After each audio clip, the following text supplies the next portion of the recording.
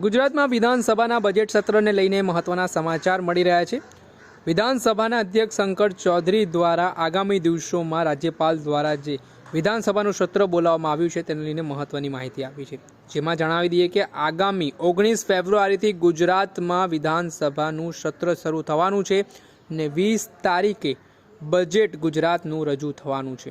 તેને જ લઈને અનેક પ્રકારની ચર્ચાઓ પણ વેગવાન બની છે। તમામ ધારાસભ્યો છે તે અલગ અલગ મુદ્દાઓને લઈને વિધાનસભા સત્રમાં ચર્ચા કરવાના છે અને ફરી એકવાર કહેવાઈ રહ્યું છે કે આ વખતે ફરી ગુજરાતમાં વિધાનસભાનું સત્ર છે તે તોફાની બની શકે છે।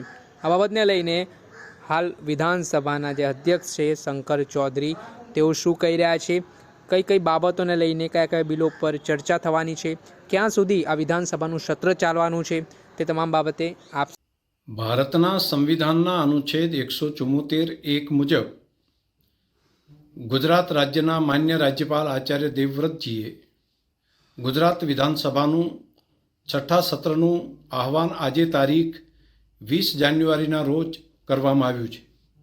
ગુજરાત વિધાનસભાનું બજેટ સત્ર તારીખ 19 ફેબ્રુઆરીના રોજ માન્ય રાજ્યપાલશ્રીના સંબોધનથી બપોરે 12 કલાકે ચાલુ થશે। તારીખ 20 ફેબ્રુઆરીના રોજ ગુજરાત સરકાર દ્વારા બજેટ રજૂ કરવામાં આવશે, તેમજ તારીખ 19 ફેબ્રુઆરીથી 28 માર્ચ સુધી ગુજરાત વિધાનસભાના સત્રનું કામકાજ ચાલશે। માન્ય રાજ્યપાલશ્રીએ કરવામાં આવેલા સંબોધન ઉપર 3 દિવસ તેની ચર્ચા માટેના ફાળવવામાં આવ્યા છે। તે સિવાય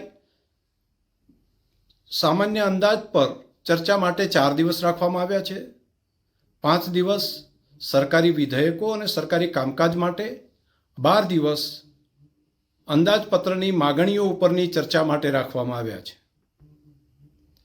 તે સિવાય ગુરુવારનો દિવસ બિન સરકારી કામકાજ માટે પણ સૂચિત કરવામાં આવ્યો છે। ગુજરાત વિધાનસભાનું આ સત્ર માટેના કામકાજ માટેના 26 જેટલા દિવસો રહેશે અને 27 જેટલી બેઠકો અત્યારે અંદાજવામાં આવી છે।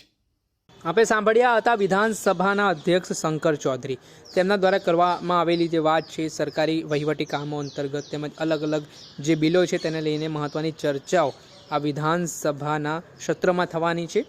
19 ફેબ્રુઆરીથી આ વિધાનસભાનું સત્ર ચાલવાનું છે અને માર્ચ મહિના સુધી આ સત્ર છે તે ચાલશે, એટલે કે 1 મહિનાનો સમયગાળો છે। તેમાં તમામ ગુજરાતના જે ધારાસભ્યો છે તે વિધાનસભા સત્રમાં પોતાની જે રજૂઆતો છે તે પ્રશ્નો છે તે જનતા માટે ફરી ઉઠાવતા જોવા મળશે।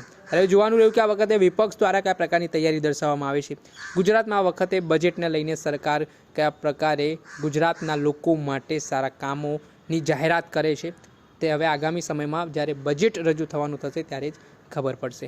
દર્શક મિત્રો, એન કવરેજ ન્યૂઝને આપ લાઇક કરી લો, સબસ્ક્રાઇબ કરી લો અને શેર કરવાનું ભૂલતા નહીં।